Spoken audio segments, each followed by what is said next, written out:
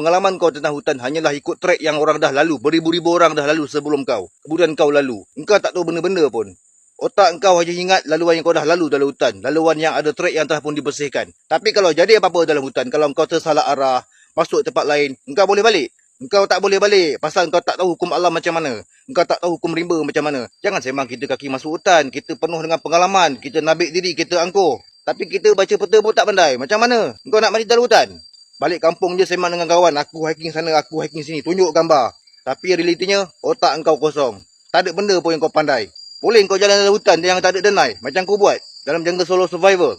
Apa kau ingat aku dalam jungle solo survival bergerak dalam hutan ada denai? Ada track? Tak ada semua tu. Tanpa denai. Macam mana boleh balik? Ini dia, kompas. Pasal apa kalau kau tengok balik tiap tahun, siapa yang hilang dalam hutan? Siapa yang sesat dalam hutan? Geng hiking. Bukan geng jungle survival. Ini kau yang setakat pengalaman kau atas trek. Wah, kau punya sembang bukan main padu. Kau banyak pengalaman. Bila orang tegur je, kau banyak pengalaman. Saya hiking dah 10 tahun. Saya hiking dah 17 tahun. Saya hiking dah 25 tahun. Saya hiking dah 30 tahun.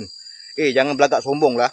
Aku ulang sekali lagi. Pengalaman kau hanyalah atas trek yang telah dibersihkan. Yang mana sebelum tu dah beribu-ribu orang lalu. Sebelum kau lalu, berani kau tabik diri kau dengan hutan Angkuh betul kau ni. Engkau dah tak tahu baca kompas. Survival pun kau tak pandai. Tiba-tiba kau sesat dalam hutan. Apa?